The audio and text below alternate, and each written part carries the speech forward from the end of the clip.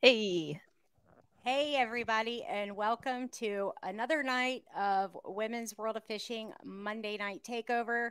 We're going to give a couple of minutes to let everybody sign on from all the feeds. And, Angie and I were talking and coming off of an interview with Pam Martin Wells. Yeah, we're kind of like, okay, well, what do we do next? And Angie said, well, maybe we should just go ahead and retire. And it was tempting. So we kind of went the other route and we decided to take it all the way back to the beginning and start fishing. We're just going to start all over. But it if you did not see that interview from last week, um, I highly recommend that you watch that. I watched it again, and Angie, you said you did as well, right? Oh yeah, I watched it a couple times and I'm actually thinking about I haven't mentioned this yet, but I'm thinking about releasing the audio from that on next week's episode of the Woman Angler and Adventure just so more people can hear it because it was so good and so valuable. Um and then tomorrow I've got a quick interview with Alyssa Johnson coming out that I interviewed her backstage at the Cane River tournament. So excited about that. Nice. I fished with Alyssa, and she's an amazing girl. So Yeah. I can't wait to hear that. That'll be amazing. But I had to go back and watch that interview with Pam because um like there were several things like in that interview that I had that I had thought about whenever we were doing the interview, and I wanted to really go back and process it. Um, but there were very specific things about her perception with the being versatile, and you have to be willing to um, fish outside of your comfort zone, but also fishing your strengths. And I have thought so much about that in the last week. Um, you know, I think that is really important for each individual angler. And I have made a promise to myself that I am going to I have taken that to heart, and that is my goal, is to work on that, to find what that is for me, because I think that is going to be so different for everybody. So that is my new goal. So Pam, I don't know if you're watching this, but if you are, thank you. I'm going to take that and run with it. So I'm sure we're out to all the feeds, and thank you everybody who submitted questions for this. We had kind of started on this because this is what people wanted a month and a half ago, and we had gone focused on tournaments and stuff, and the LBAA is kind of resting right now. So this is a perfect opportunity for us to do this. And so we're taking it back, and we're giving you kind of the beginner series. And I hope that we're able to do it justice, because I this is going to be a community thing. And so Angie, kind of what I mean, we've talked about it and how much people have wanted this. I mean, the message boards, the questions. How are you feeling about this series? Yeah, I think it's always good to cover this topic and make sure you're not leaving anybody out. But also, it never hurts to kind of go back to the beginning, like you mentioned earlier, and just start fresh. I actually did that this year with bass fishing. I went back and I watched all the beginner videos on, all the different line types and which one's best for what, and just like I just started like I'm going to pretend like I haven't ever bass fished before. What do I need to know, Cuz sometimes I think you can miss stuff too depending on how you learned and who taught you, or if you learned on your own. And so it was kind of fun going back and watching all the beginner videos just to, fill in some of the gaps that I probably have, So, Right. And I mean, we forget stuff. I mean, over the winter, that's kind of when we really, really start watching a whole lot. And every winter, I'm like, oh, yeah, I totally forgot about that. So it's always a good refresher. And I think that, you know, you with the Woman Angler and Adventurer and your podcast, I mean, you have worked so hard and for so long in this industry to get women, into the outdoors in general, to get their adventure on, to go out and just enjoy the outdoors. And, with this, like with the with our show, like we are focused on fishing, and that's why I'm actually really glad to see that this is the type of show that most of the people want, is because it's encouraging to show that people are wanting to get out in the outdoors, women who are wanting to teach their kids, you know um, that's encouraging to me, because we want to see more people going to the LBAA. right. And so this is a great start for people to start learning. I can't prepare you to go and win at the LBAA. Pam Martin Wells can prepare you for that. But hopefully, we're hoping to give you, the basics, and um to get you out there to have fun. That's kind of what we're hoping, and to get you thinking that there is a place for you fishing, and it doesn't matter what you're wanting to target. It doesn't matter where you live. Well, it kind of doesn't matter where you live, but there is a place for you, outside and outdoors, to do this. And it's just really encouraging, to see this. So, Real um, quick, we have a few comments already coming in. So, oh, Matt Dillon said that my headset already sounds better. It's funny you say that because Barbara and I just went over that at the very beginning, and it was just one little setting I had to change in mhm. StreamYard to fix that issue. So I'm glad it's sounding better. I do have kind of a crazy headset I wear when I'm out fishing. If I'm having to work at the same time, it's kind of similar. This is actually what the truck drivers wear, but it It's cuts out like all the wind noise. So if I have to take a call for work and I'm out fishing, it sounds like I'm in my office. So it's kind of a cool so thing. I'm sure I so look a little funny, but will you actually be up up front fishing while you're on a call or something? oh yeah, Oh dear. yeah, you got to be ready. Well, yeah, I'm just waiting for you to just set the hook and fall right over the side of the boat. That's usually when I get a bite is when I'm on the phone. So, Sure. hey, That's I'll take it. well, that's Um, true. And then Ryan, who works with me at Freedom Boat Club, he's down on Tim's Ford Lake, but he said, I remember my pocket fisherman. Now I'm really dating myself. I think those are still around, those little pocket fishermen. Oh, yeah, I think they are. Let me see. I'm trying to get well, the Twitter usually comes up sometimes. It does, like in the beginning, and then later in the show it doesn't. And then Fancy Pants, hey lady, Yeah, happy hey, Monday Fancy to Pants. you. And she did get her package from Big Sexy Baits, and a few extra things that I put in there for her.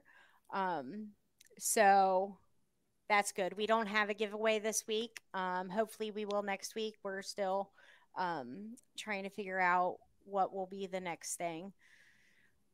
I will say there are a few things I'm hoping to be able to announce soon that are going to be pretty exciting. So that will actually go along. Hopefully, will actually go along with this series, and might help with the giveaways as well. So we'll see. It's Oh, and always then good to. just real quick, sorry, before we get into it, we have a special guest who may be popping on with us tonight, Clay Groves from the Fish Nerds podcast. He does a lot of guiding out in New Hampshire and does a lot of introductory, like teaching people how to fish. And he's got kind of an interesting method that I'm hoping he's going to be able to pop on and talk a little bit about. So, He is on, Angie, but it looks like he popped on, and but I don't know it. Oh, there he is. so Are if you he's good? on, if we could bring him on right away and then he can talk about that, that would be good. Yeah. Are you good to come on now, Clay? You good? Okay, he says he's good. So Okay, we'll awesome. go ahead and we'll bring him on because we're not sure how long he has, and then we'll get back to the questions that came through um, from the messaging and the email. So,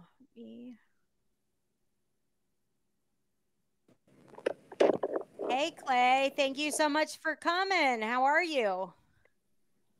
I'm in the show. It's cool. Yeah. Welcome. Well, thank you. I apologize. I am in my car waiting for my child to finish play practice. I don't have a lot of time, but I'm excited to be here. I know Angie. I don't know you. That's quite all right. You're gonna know me very quickly. I'm gonna request you as a friend on Facebook, and we'll be fast friends. Best friend. I love it. Yeah, so Clay, I wanted you to pop on because I know you have kind of a different method for when you take out new anglers to get them out there and fishing, and I wanted you to talk about that real quick when you have while you have a couple minutes. Oh, sure. Well, so the traditional way to take a new person fishing might be like putting a worm under a bobber and tossing it out, and watching the bobber go underwater. That's how kids fish, right? We've all done that as kids. And invariably, what happens is when you fish with a bobber with kids, is they don't learn anything. They're throwing the line in the water, and when the bobber goes in the water, they might reel the fish in, they might not. They don't set hooks. Fish get hooked a lot. They bleed a lot. You kill a lot of fish. And I don't, as a guide, I think it bodes poorly on a guide if fish are getting killed that you're not eating. So what I started doing a few years ago is fishing with like telescoping fishing rods. You can buy them for like $4 at Walmart. They're dirt cheap, and just attaching a piece of line and a jig, and then that's what we fish with. I switched recently to tenkara rods because they look prettier, a little more sensitive, and when people are paying a lot of money to go fishing, people like to use prettier gear. So I switched to tenkara rods, but I don't fish tenkara style. Tenkara fishers do not like the way I fish because I'll use just a regular piece of monofilament with a jig, and I'll put a worm on the jig. And what I found is, especially for perch and panfish fishing, can you guys hear me okay? Yeah. Mhm. Okay. But for perch and panfish fishing, I find that kids quickly adapt to setting hooks faster. And so they'll end up catching dozens and dozens of perch and bluegills and that sort of thing because they're not dealing with a reel. They're not dealing with other things. They're just setting hooks. And they catch Hmm. a lot of fish, which is great. And it's for me, by the way, a lot of fun because if I have 5 or 6 kids on my pontoon boat fishing, I'm not dealing with tangles either, which is wonderful because new fishers also tangle a lot, as you know. So I Right. find that technique to be really, really simple and effective. In fact, a couple days ago, I took a 100-year-old man out fishing for his last fishing trip. That's how his kids booked it. His kid it Oh, was 80. And his kid wow. called me up and he says, "Hey, Clay, my dad's in a nursing home. He's been in nursing home since before COVID. Hasn't been outside in 15 months. He just turned 100. Can you take him fishing one more time before he dies?" And I said, "Sure. One last Makes me hurrah." So sad. we yeah, it was pretty great. So we wheeled his my pontoon boat has a front deck on it that you can pull the chairs out of. So I pulled the chairs out. We put his wheelchair on the boat, and we took him out fishing. And he caught about a dozen big yellow perch on a 10 car rod, and it was really fun because he can feel the bite, which you can't feel with Right. a bobber. And a guy like that can't cast because he can't control his arms, and neither can new fishers. It's a real skill that needs to be developed over time. And so the skill we work on is proper hook sets and landing fish safely. So he caught about a dozen fish. And my favorite thing was he couldn't barely hold the rod because he's 100. And he's fighting the fish and he's holding the rod with two hands. He's going, "You bastards! I'm going to die, you bastards! And I'll fight like bastards!" And he was just the funniest little coot. I liked him a lot. We got a bunch of fish, but I fish with kids like that all the time. And we catch all kinds of fish that way. We can catch trout in rivers that way. We can catch trout in lakes, and of course, bass, sunfish, perch, pickerel. Every fish will take a line that way. But what they learn is they learn how to set hooks. And then when you take a kid who can set a hook and you level them up to a reel, now they're not focused on how to hook a fish. They're focused on how to work that reel. Now they can cast that reel. And I never use the Zebco push button reels with anybody because I can't untangle the stupid things. I like an open bail so I can deal with the tangles when they do happen, and they happen every time you get a new fish on the boat. But they're not focused on hooking the fish anymore. Now when they get a bite, they instinctively set a hook, and you never had to teach it because the fish taught them how to do that. And that's a huge leap in their fishing ability. So if you switch from worms to lures, all that comes with that hook setting ability, and it's really great. And you catch a lot of fish, and again, you don't kill as many fish that way, which for me, that's a big factor. Right. So that's my style, and it's a lot of fun. So, what's the youngest one that you'll be able to take? On Or a that would 10 be able to car do it? or collapsible rod, if they can stand up and hold the rod, I've taken 1-year-olds out and they've caught lots of fish. Wow. And they do Wow. it well. Once they catch a fish or two, they figure it out, and they become effective anglers, and sometimes more effective than their parents using the same technique because their parents aren't used to that, but they don't know any better, and so they're just putting That a would line be in the water and embarrassing. catching. Yeah, but they're not embarrassed, and the parents are thrilled because they get a fish on the boat. Their kid got their Right. first fish, and oftentimes, where we're fishing in New Hampshire, we have a trophy program for catch and release, and I take them to trophy perch waters. And last year, I had 9 kids under 7 get trophy patches from the state of New Hampshire for the perch they caught. Or, perch 14 inches is trophy in New Hampshire. 10 inches of a bluegill is a trophy fish, and 8 inches for a pumpkin seed.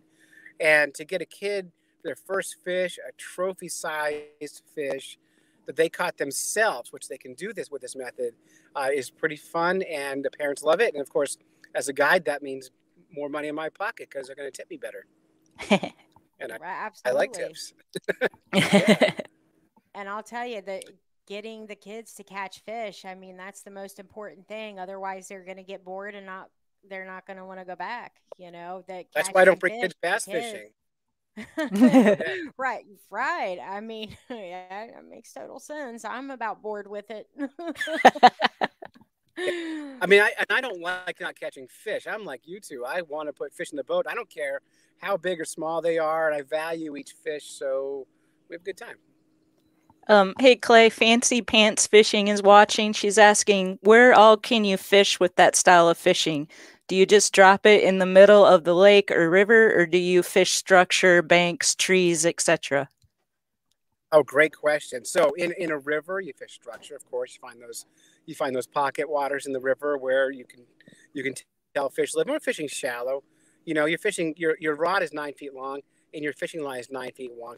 So you got about 18 feet total of reach. So not a lot of reach. And I like to bring kids where they can see the fish. So when we fish, like I fish in a pontoon boat, so we're usually fishing about water that's about 2 feet deep. Excuse me 1 second. We fish in water about 2 feet deep at the edge of weed beds. And when you drop that line next to the weeds, the kids can see the fish. And I keep a bucket of cheap polarized glasses on the boat, just like cheap Walmart glasses, so the kids can put those on, and they can catch the glare in the water, and they can see the fish that they're fishing for. So fish structure and fish where the fish live. That method does not work in the middle of a lake when it's 100 feet deep. You're not going to catch anything. Although kids will try. They'll put the line in the water. And, they might get lucky, but the odds are not in their favor in that sense. And our job as guides or as parents is to do the homework and find out where the fish live and go to the fish. And of course, as a guide, I know the lake I fish on. I know where they live, so we usually stop on top of the fish the first stop. In fact, it gets so the point where like on the first stop we catch a whole bunch of fish, and they want to try somewhere else, and if they don't catch fish in the first minute and a half, they are confused on why it's not working. Right. And then if they go back out and they're not catching fish, they're going to think that their mom and dad are complete, you know, idiots. Like, well, let's go out with Clay because he knows how to catch fish. Y'all don't know nothing, and then they're going to have to pay you to take Absolutely, them they out. give me more. Yeah, and I'll take their money every time, and they have a blast because by the way, the other thing about guiding on a pontoon boat is my pontoon boat can go 30 miles an hour, which means we fish for an hour, and then we put the tube in the water and throw the kids on the tube and drag them around the lake for an hour, and then we fish for another hour and repeat that until they're done for the day. So that's kind of the fun for my game is pontoon boat fishing. It's so versatile in what you can do on that boat that Hmm. we can do all the fun stuff you do on a pontoon boat: swimming, fishing, tubing, whatever. And make it not so much for young fishers about the fishing, but about the Quest. whole adventure. Yeah, you've got a Quest You pontoon boat that you're showing us, Angie. you Yeah, don't you I don't don't need have it currently. I've got the center console Key West this year, but we'll definitely be going back to a pontoon at some point down the line because they're just so comfortable. They are so comfortable. Of course, your center console is a beautiful boat, so nothing to complain about. Yeah. Oh, for sure. Yeah, nothing to complain about there. That's my dream boat. If I lived in bigger waters, that's probably what I would want to be on. But I'm in New Hampshire. We're on big glacial lakes, and there's not a lot of waves, and you don't need the big center console boats to fish those waters. We do trolling for lake trout and salmon too, but that's less about teaching someone to fish because they're just reeling fish in every so often, so they're not learning a whole lot. Right. Well, thank you, Clay, for coming on. That's such great insight and perfect for this topic that we're covering tonight. So, really appreciate it. Yeah, and I absolutely. hate that I can't stay. I wish I had scheduled time for this, but I I do love what you do, Angie. I love your podcast. I'm so proud of the work you do. I see what you traveling around doing all this stuff, and I think it's Oh, thank important, and I value that. So well done. Thank you, Clay, and thanks for what you do with the Fish Nerds podcast. Everybody, go check that out. It's a fun show, and yeah, maybe we'll plan something down the line and have you on a little bit longer next time. Yeah, Yeah, just give absolutely. me I more than agree. 10 minutes notice, and I'm in. Yeah. We will. Thank you so much, Clay. All right, bye. Nice meeting you. You too. I'm going to request you on Facebook. Oh, do it. I need more friends. I only have 3. So bye. Well, you got 4 now. Thanks, Yeah, Clay. best day of my life. All right, bye. Bye-bye. All right. Wow, Good that's stuff. really, yeah, that's neat. I mean, that's something I would have never even thought because I, I didn't learn with a cane pole. I mean, even did you? No, no, but that's so smart to get Excellent. kids learning how to feel the bite because that's so important when you're Hmm. bobber fishing, which that's how I grew up fishing and how I started off with a closed reel, a little Johnson. I can't remember what model it was, but you just click the button, throw that bobber out. Wasn't even a slip bobber, it was a fixed bobber, Hmm. and then you just wait to see that bobber go down, and then you try to set the hook. And so I Right. think that's maybe I'd be a better bass angler today if I started off that way. Yeah, let's blame our families for the way they taught us. That's right. It's their fault. No, but it is interesting the way that and I know that we had messaged back and forth about this, like the way that fishing brings people together. Like you and I mean, we, you lived in Minnesota. I grew up in Kentucky. We, you know, we had family members that had taught us. I can't remember who was it that you grew up fishing with. Was it It was my your dad. My dad your had dad? little Yeah. aluminum craft. He still has the same boat I grew up fishing in with the 40 horse Yeah. Johnson motor, same motor. But yeah, that's I my thought it was. and my mom would go out as well, and my brother. So it was always like a family activity for us. Yeah, so we both had that, the father figure, cuz I mean, I'm super blessed. When I'm not fishing the LBAA, like I still tournament fish with my father. And there's just not a lot of women who can still say that. Like, I'm super blessed. If you're watching this, dad, don't get a big head. But I still do that, but we grew up in different places chasing different species, you know, coming full circle, doing different things, meeting. Well, we actually started talking, and then, meeting, social media, meet for the first time at an LBAA tournament.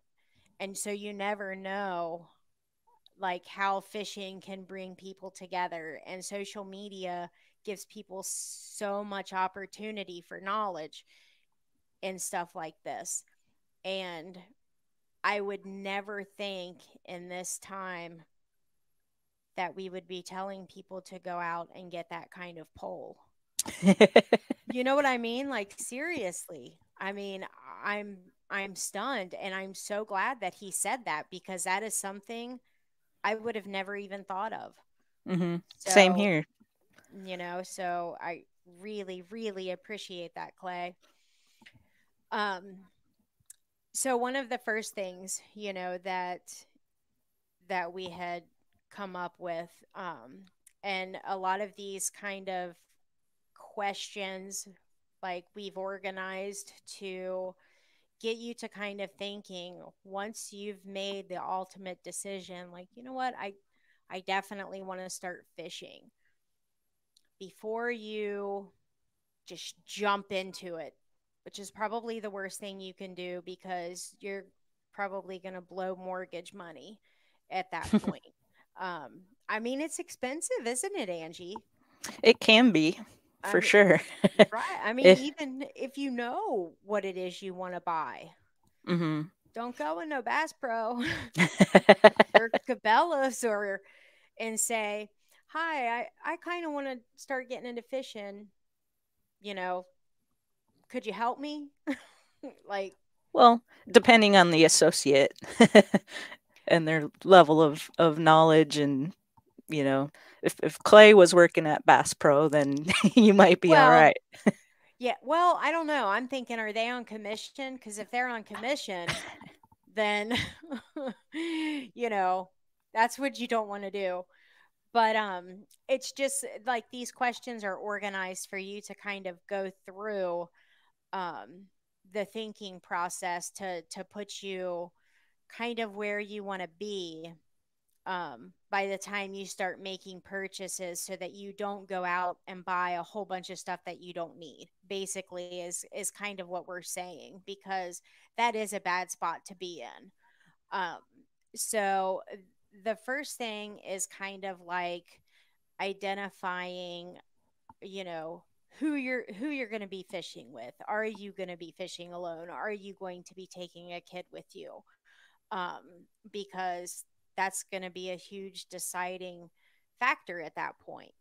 Um, like, I mean, what are your thoughts on that, Angie? Like, as far as, you know, when you're in that stage of your decision, like, what would you be thinking in that very first decision?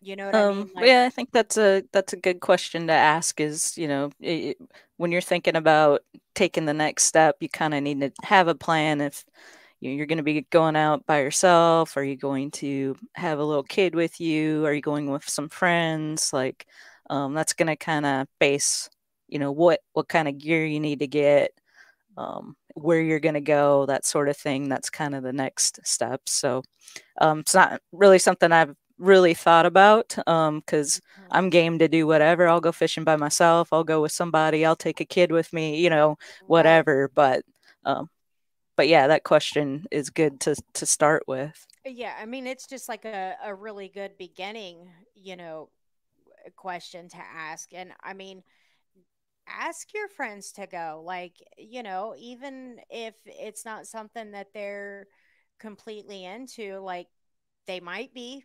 It's something they might be able to get into. But just kind of, feel that out and see what your options are for that. Obviously, if you have kids, that's a very good option for you. I swear I was at a pond. This is no lie. And I was still in the car in the parking lot, and I see a guy fishing. It was 98 degrees today, Mm. and I see a guy fishing in the pond, and then I see his kid in a stroller under a shade tree, and I'm like, well, whatever you got to do. But it was kind of cute. He obviously wanted to fish real bad, Yeah, but at least the kid wasn't in the car. is a very good point. Thank God. Oh Lord. So that would be the first thing. The next kind of question that you would run through would be like, okay, what are my options for places to fish? And this is going to vary, obviously, depending on where you live. And some people are a lot luckier than others. Um, like Angie. you Literally on a lake right now. Right. She can go sit in a lawn chair on the dock and fish off the dock. Take her boat out and go fish. She's not new to fishing, but um, I mean, people up north, they have a lot of deeper lakes, and I don't know what their pond situations are and stuff. Like, I keep thinking the ice fishing. Um, but you came from up north. Like, what are some of your Well, we just have tons of lakes. I mean, the land of 10,000 lakes. I've actually heard, I think Wisconsin has more lakes than Minnesota, but that's where we went, is just, hitting the local lakes. Sometimes we make a little longer trips as a family and go to some different lakes to check them out. We'd take a vacation up north every summer, just about, and spend a whole week up on a lake where the fishing's a little better way up north because it's not as pressured as closer to where we were, which is more of a suburban area. Um, and so that's kind of where we fished. We actually had a comment come in from Ingalls Glover, and he said, "Brim busters and popping bugs on the golf course is how I learned anything about fishing as a kid." So his access was those waterways on the golf courses. So that's kind of interesting. is that There's, legal though? I would think so. I mean, I guess the golf course could kick you off, but Hey, uh, John. and John then just we have a lot of something that's becoming more popular now is urban fishing. So people that live in downtown settings, there's often waterways downtown that you have access to, like canals and rivers. And so we had a family member of somebody else on our dock visiting just a couple weeks ago, and I was going to try to get a interview with him on the podcast because he's from New York City, and so he's obsessed with fishing, and that's where he fishes. So that's, if you're in an urban setting, there's even opportunities to fish there. I think so somebody did a whole TV series about that recently. It might have been Mike Iaconelli. I I can't was gonna remember. say, he always, like, you'll see videos of him like fishing in a sewer. Yeah. Yep. I mean, I've seen it, and I've always wondered, is that real? I think it is. I don't know if you'd want to eat those fish. No, I would definitely would not. I mean, I don't like fish anyway, but no, You might I you might no, catch one with three eyes, but yeah, it's I still fishing. I but I really do want to watch. I want to see it with my own eyes. The bait go in the sewer without a fish and it come back out. Like I want to see it because I don't know. A really great resource is to find places to fish is takemefishing.org. They Okay. have lots of information on their website too for beginning fisher people. I'm actually going to be down at ICAST. I'm talking to them now about doing some stuff for the podcast with them while we're down there. And I might get the opportunity to fish the Disney chain of lakes with a guide while I'm down there. Which they have some Nice. huge bass in the Disney chain, so I'm excited about that. That would But be awesome. yeah, everybody should check out takemefishing.org as a good resource to find places to fish in your area. Okay. I'm going to check And that fishing out. licenses too. I don't guess we covered that, but they have information about fishing licenses. That's something varies state to state. A lot of times states will have free fishing weekends Mhm. where you don't need a license to fish, or days where like kids under a certain age fish for free, or some even have all the time. If a kid's under a certain age, they don't have to have a license. So there's different rules and regulations per state. So Mhm. takemefishing.org also has all that information on their website. Yep. And I'm glad that you mentioned that because I would hate for somebody to just go out fishing and not even give that a thought. Um, because yes, you do need a fishing license. If you're an adult, you have to have one. And you will get checked at some point, especially if you don't have one. That is the time you will get checked, and they will ticket you. I see people getting ticketed all the time. You would probably get out of a speeding ticket before you will get out of a ticket for fishing without a license. And that's even if you're throwing them back and you're not keeping them. Um, the fishing game don't play. I mean, that's just the way that it is. So definitely check that out. I will put that link in the description when the show wraps up, um, so that we can make sure that everybody's squared away with that. Um, because yeah, that would not be good. Um, so let me. And another tip is Google Maps, or go online and like search your area, and you'll be able to see right on there the bodies of water, or Google Earth. Look in anywhere you see bodies of water. That's what I did when I was down in Florida, because I was looking for some freshwater fishing options while I was down there to try to get some bass. And so I just pulled up my location, kind of zoomed in, and I could see all the little neighborhoods that had ponds. And then you can look and see, okay, does this look like it's private access only? Or does it look like there's some public options? I found some parks that had pretty good sized ponds that were public. Mhm. So using Google Earth, and you can find little streams and things like that that maybe you've lived there your whole life but you didn't know those existed. Those would be good places to check out and see if you have access to be able to do some fishing there. Mhm. And definitely check before you just go because um like you said, like with the neighborhoods and stuff, like some of them are really strict, some of them aren't. And some of them are open to the public and they really don't care. I don't know what the rules are with the golf courses. Maybe it's a Kentucky thing, I don't know. But in Kentucky, I don't even I know that there's nice fish in the Kentucky golf courses. I ain't going. I just stay off of them.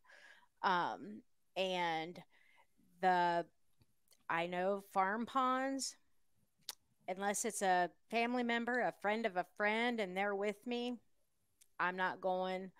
And it's tough because the public parks, they are they're fished a lot. Um, but there's nice fish in there.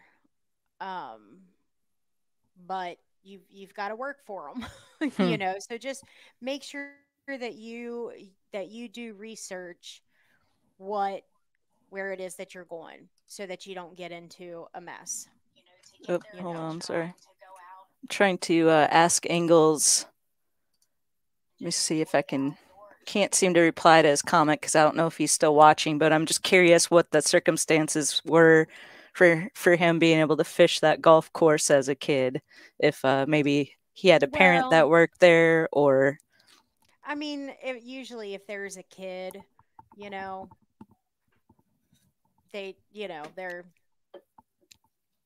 a not lot gonna better. kick you off. Right.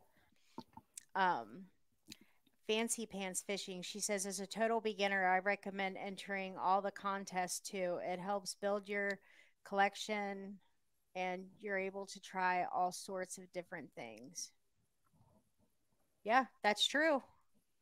And there's like online tournaments, and there's all kinds of different things, and all of the networking and stuff, between all of the different social media sites. And when I was growing up, when Angie was growing up and trying to learn how to fish, we didn't have all of this information at our disposal. We really did have to rely on our family. Like that was our information. And so we're kind of going back, or we've had gone back to try to learn this, over the years. And um, it's very humbling. I mean, that's really all I can say. Um, you know, Fishing will humble you very, very quick. And like, I'm, since I've been going to the ponds to do, like, that's where I go um, to like test baits and to, like new rods and reels and stuff like that. And anybody who thinks that it's easy to catch fish, bass out of a pond, go try it. One kind of along those lines of what Fancy Pants is saying is there's also these subscription boxes out there now that you can subscribe to.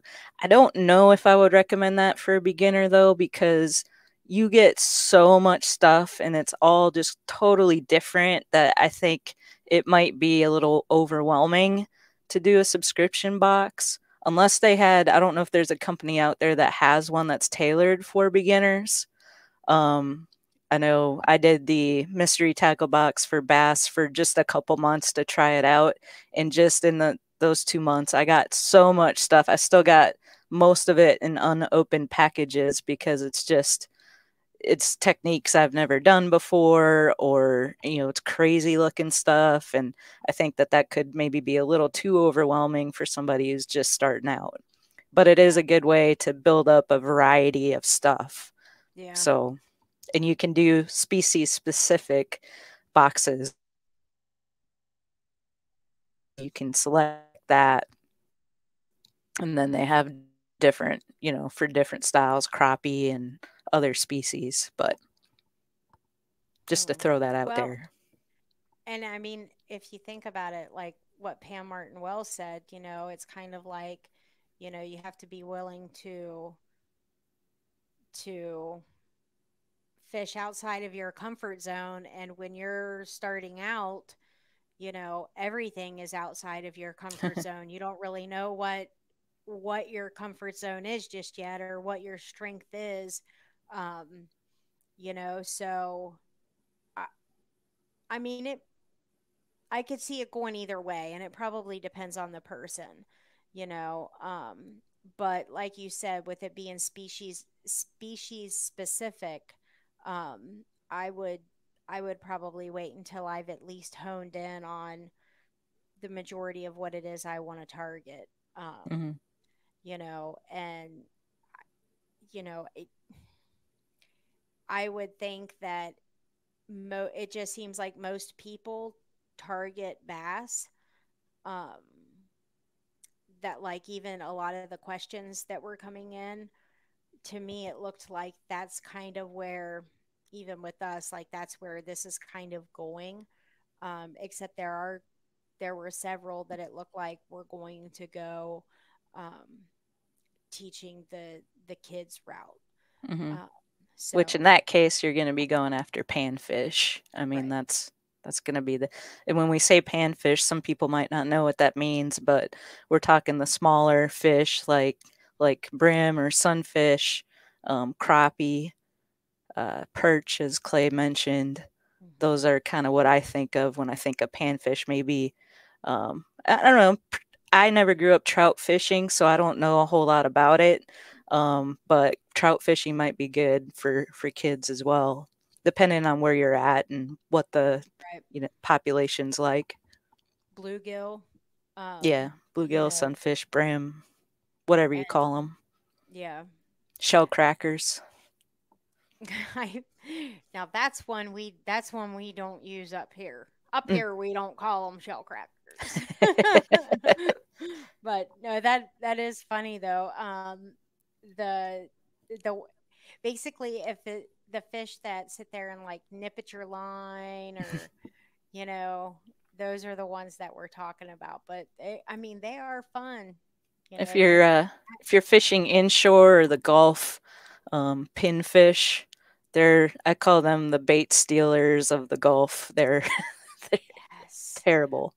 I Um, I I used to say like at the end of the day I would have a Flappy Daddy graveyard at the bottom of the boat, because I would just have, I mean, packs of them just laying there in the bottom of the boat with one leg. Because the bluegill had done just ripped one leg off, and there went a whole pack of them, you know, that quick. Speaking of, I need to get some ordered before the next tournament. My stock is getting pretty low. Yep, and you know how quick they'll go out, and Uh huh. I won't be there to I know. to be like, here you I go. almost panicked this last tournament, but I didn't end up catching anything, so it didn't matter. I Well, and had they, plenty. yeah, and they weren't biting on it anyway. No. So, okay, so after you have identified, you know, some of the different places that you know that you can go, um, you know, then you have to be realistic about, okay, what kind of fish are actually there that I'm going to be able to catch. You know, like I can't, i- in my area, I'm not as blessed as a lot of the ladies that I fish with, as the waters that they have to fish. My area sucks. I have to drive a really, basically a couple of hours to have access to good waters. Um, so a lot of my waters are like trolling motor only. They don't have a good population of fish. Um, they have good size in there for bass, but they don't have good numbers. Um, but realistic for my area, I couldn't say like, oh, well, I'm going to go out and trout fish today in my 90-degree water. You know, like that's just unrealistic. You know, so you have to know the area and say, you know, I could go and I could target bass, or I could target sunfish, or you know, or striper, you know, like the white bass, or you know, white bass are super aggressive. They're really fun to catch, but they are a pain in the butt in a tournament. They make me so mad in a tournament.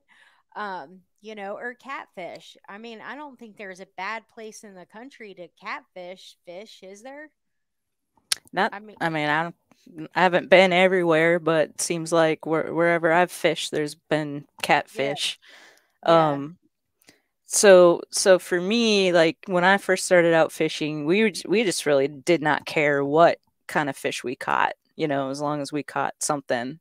And that so like growing up, it was bluegill or sunfish. um, crappie, perch, bullheads, which were the catfish. Um, we didn't keep the perch because I guess they were wormy or something where we were. Oh. Um, yeah, the bluegill or the bullheads we kind of thought of as trash fish, but they were fun for kids to catch because they're bigger, you know. Right. Um, and so we most places where we fish, it was just a variety of fish every time, and it didn't matter what spot you're in. We would just try to find a spot with fish. We were on a boat, so my dad had the old school style fish finder, not like the kinds we got today where we can actually see the fish swimming across the screen. Right. But we would just kind of target those areas and cast our bobbers out with typically night crawlers or leeches we fish with up there sometimes, and minnows were kind of the three main live baits that we used. And you'd seem like you'd always get something, you know. Yeah. Well, and I mean, I think that most of us are all going to have like a certain species that we want, that we're kind of driven to go after.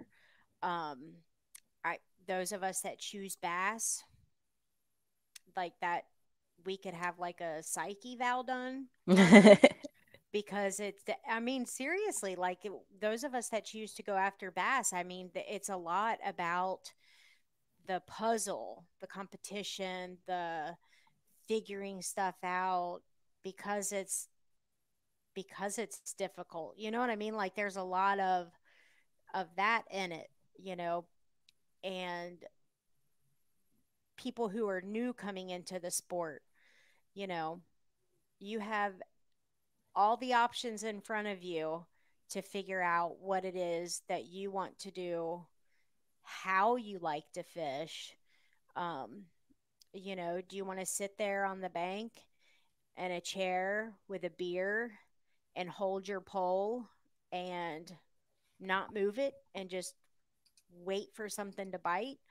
Or do you want to make cast after cast after cast after cast after cast after cast after cast and be out there for 8 hours hoping to get 3 or 4 bites, maybe five? Like it really depends. And that's something that, that you're going to have to decide on. I'm really selling bass fishing, ain't I? I love Yeah. I love it. That's the crazy thing is I love bass fishing. I really do. So like once you go through the process of that, then you're going to kind of start putting that puzzle together, and you're going to kind of go into that like, okay, well, now that I've gone through all that, what would I like to start fishing for based on the places to fish and the species available? Which, I mean, yes, that makes like like a very logical question to come to, and it seems like it's something that's very easy to answer.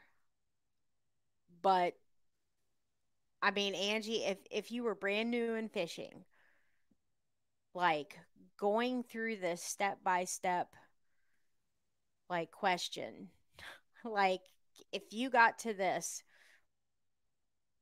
don't you think that you would still be like, well, I don't know, I might like to Yeah, for sure. And that's check kind a of what few I things touched out?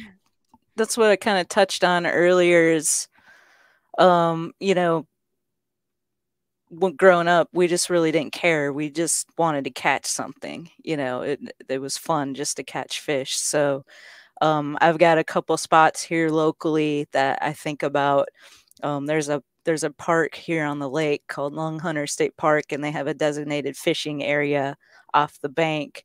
And I remember going there when I first moved here, and you don't know what kind of fish live there, off that bank. So I would kind of fish like I did growing up, and it seemed like every time I go out there, I'd catch a fish, but it was almost always a different species every time. Yep. So I'd get a bluegill one time, I'd get a white bass the next time, I'd get a largemouth occasionally, catfish. It's just all sorts of fish live in that area, and so there's a lake here, a little lake north of Nashville called Marrowbone Lake, and I used to drive up there and fish. They have a designated fishing area with piers, and it was the same thing there.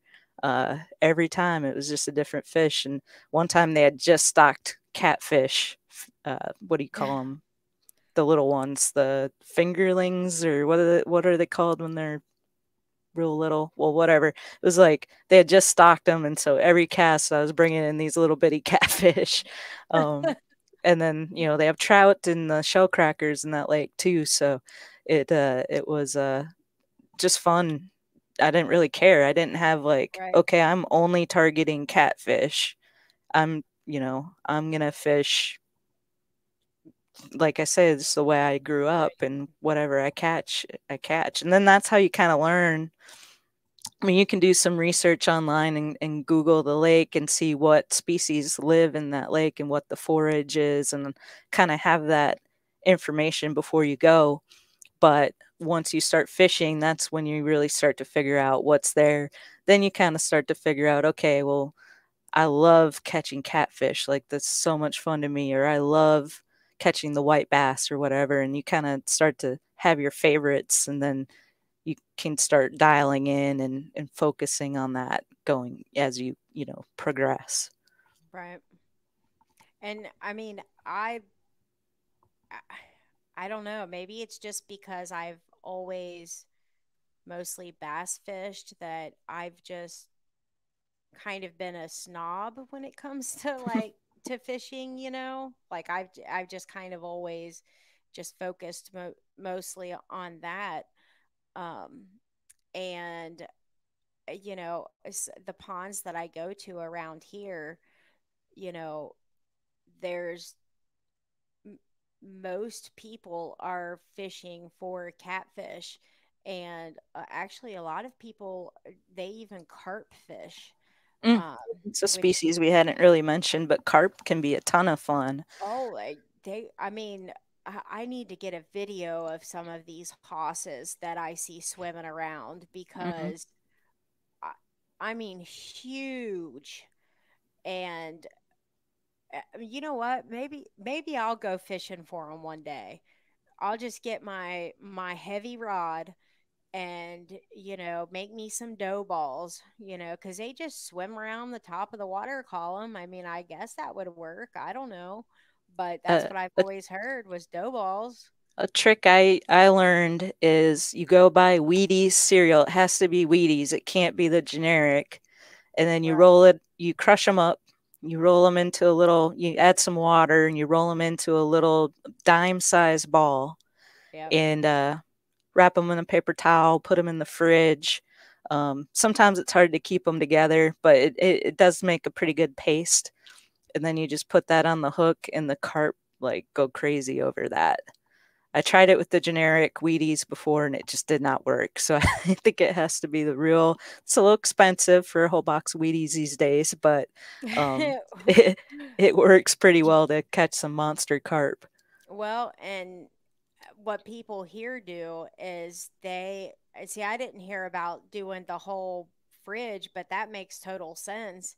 But and maybe they do it, I don't know. But putting it like the Wheaties, and they put it in a like a pair of hose, like Mm-hmm. women's hose, Mm. which makes like a bait sack, and then they put honey on top, like in it, to, I guess, to help pack it, and they cover it with red pop soda, and it just I maybe carp like red pop soda. I don't know if it's the flavor, the trail, the smell. I don't know what it is, but that's interesting. Now I'm totally curious. It'll probably snap that heavy rod right in half, but You Um, know, Troy Lindner, he's Al Lindner's son. Al's a big, famous professional TV personality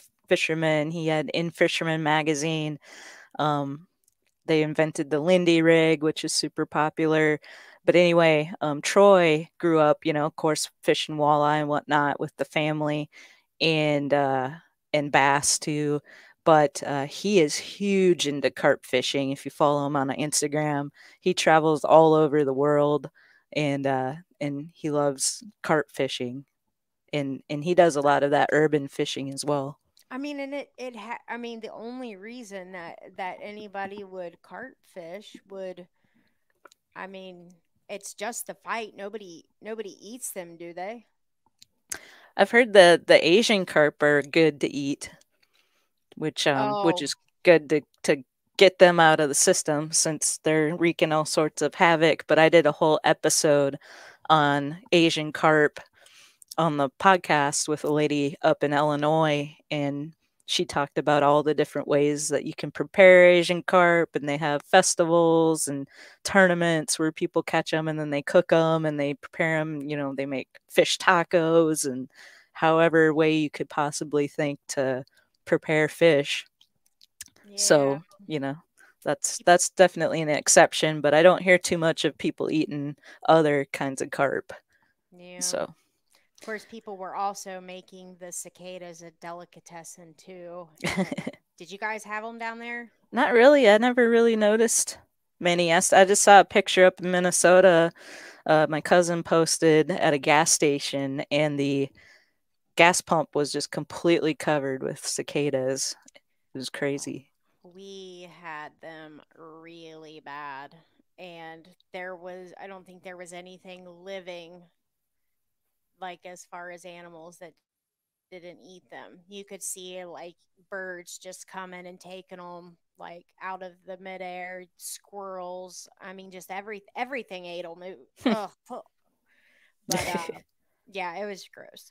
But so while everybody, for those of you that find yourself like in this situation, now that you've kind of got like the wheels turning on these questions, I know the next logical question is this. And we're going to say just hold off on this. I mean, I'm not saying like no, don't go buy anything, but you know, this is kind of where I guess I don't know what would you say, Angie? I know I know what I want to say, um, but I think that this is kind of I don't know where people can kind of get into trouble when it It comes to fishing. depends. Yeah, it depends on what your mindset is going into it. But I just think back to when I was a kid, and I think it was my fourth or fifth Christmas, I guess it was. I got, my rod reel combo that I think it was well, I think for some reason I feel like the brand was Johnson. I mean, it doesn't really matter. A lot of kids start off with the Barbie pole, or the Star Wars pole, or for boys or whatever. Just depending, but get a simple rod reel combo. You can start with the closed one, or you can go with the spinning reel. I wouldn't go with a bait caster for sure. Right. Um, and then they have these starter tackle box kits that have the bobbers and the hooks and all that stuff. And I mean, that's the way I started. So that's Mm-hmm. kind of what I'm thinking. Clay's suggestion earlier in the show, Was not a good something I one. ever thought about until I had heard him mention it recently. So that's an option too if you want to start there, and really get that hook set down before you start having to worry about fiddling with the reel. That's great for kids because we did a kids fishing day a couple years ago with my local bass club, where some kids came out from the Boys and Girls Associate Club, and we had Luz had donated a bunch of rod reel combos, and they were spinning rods and reels, and so the kids got to take these home with them. But one thing I thought about is, the first time that reel gets tangled up, they're not going to know how to fix it unless they have a parent who has some fishing experience. But I'm sure a lot of these kids' parents probably have never fished before. And so it's like, yeah, it's great we're giving them this to take home so they have something and hopefully can go out fishing on their own. But there's just a lot more to it. So kind of being more simple, like what Clay was talking about, I mean, that might be the best Mhm. option to start off with. Right. And then as you progress, you can move up to that, and Right. um, that's just kind of my thoughts. And we can, you know, like I can look up some, different ideas and stuff like that of, if I can find anything. But I guess I just want to caution people because it does get exciting, and your instinct is like, oh, I just want to, go and get everything and go catch everything I can right now. Like when I, you know, like finished college and really got back into fishing again, like I was, you know, full steam ahead. I wanted everything, and it's just, you'll probably end up buying a lot of stuff that you might not ever use, so it's just something to think about, and we'll cover some more things, on the next episode where we kind of will go into the next step. And remember that you can go ahead, you can email the show, which is women's world of fishing at gmail.com.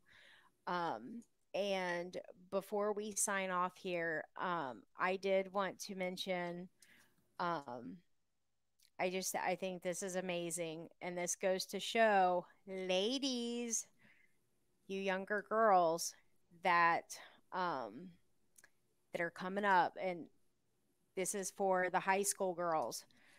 Cricket Coates and Michaela Schmid. Oh, I don't want to mess up her last name. Michaela Schmidjall. Cricket is from Florida. Michaela is from California. So, two different high school teams. They're both getting ready to go to the national championships. Um, they're having like different I guess qualifications, because I think that Michaela is going to the Mississippi River in Rapid City, Illinois, and Cricket is going somewhere in Tennessee. At any rate, financially, these high schools, they don't have a lot of money to send these kids to go and do these tournaments. So I'm going to post the link in the comments where we always post the stuff for the show. And if you can, every dollar helps these kids. And, it is just now to the point where, at first it was college kids, and we were so excited to have, college fishing, and to see high school kids now doing this, and for there to be girls that are on high school teams, and we have two girls that are going to the national championships. This is awesome. So, like I said, if you can, even just a couple of bucks, support Michaela and Cricket's teams to get to their national championships. That would be phenomenal. If you can't, I know it's rough times, so I completely understand. We just wanted to throw it out there, and show our support for our two girls. So that's all I have for tonight. There's another cool thing going on for ICAST. They do the ICAST Cup. I don't know if you're aware of that, Barbara. I'm Mm-mm. gonna try to pull it up really quick so I get the information correct. But with the ICAST Cup, they're doing a cool thing this year. where, let's see if I can get it. Um, let's see, something about the women's team. Of course, it's not coming up now, but basically, like, there's some all women's teams fishing this ICAST Cup, and whoever wins gets to go to like the whatever it is, the big like represent the US team in the tournament. I wish I could get more info right now. Oh Oh, here wow. we go. The highest finishing team of two female anglers will earn a spot on Team USA Bass alongside with Jacob Wheeler, John Cox, Mark Daniels Jr., Dustin Connell, Brian Latimer, Scott Martin, and other top pros. So I think at least one of our LBA ladies is fishing that. Can't remember who it is off the top Yes. of my head. I thought it I was Shannon Wells, but I went back to look at her page and I didn't see anything about it, so it might not be correct. I actually do remember seeing a post about that, and I don't remember who it was. Why is multiple of our females not fishing that? I want to.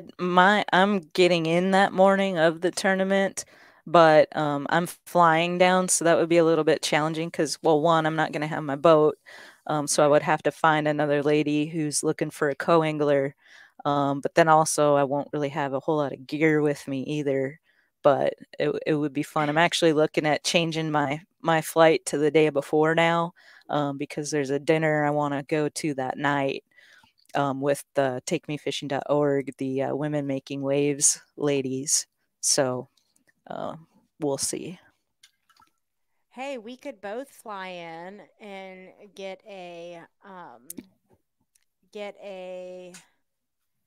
oh my gosh, I'm going brain dead. Your sponsor, your main sponsor. Freedom Boat Club, or Yes, one of their boats. All we need is a couple of poles each yeah, and Flappy Daddies and Cincos. That's all we need. we'll win the tournament.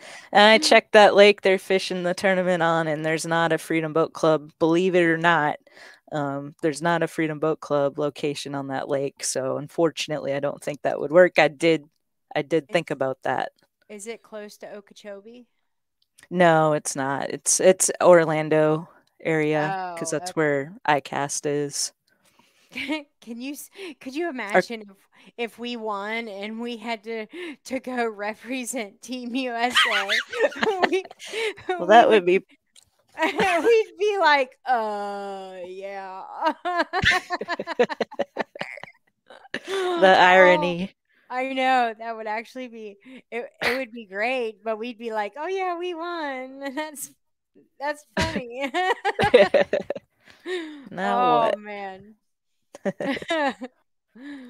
Oh, well, I don't have anything else. I guess we'll call it a night. And everybody, like I said, just send any more follow up questions to women's world of fishing at gmail.com.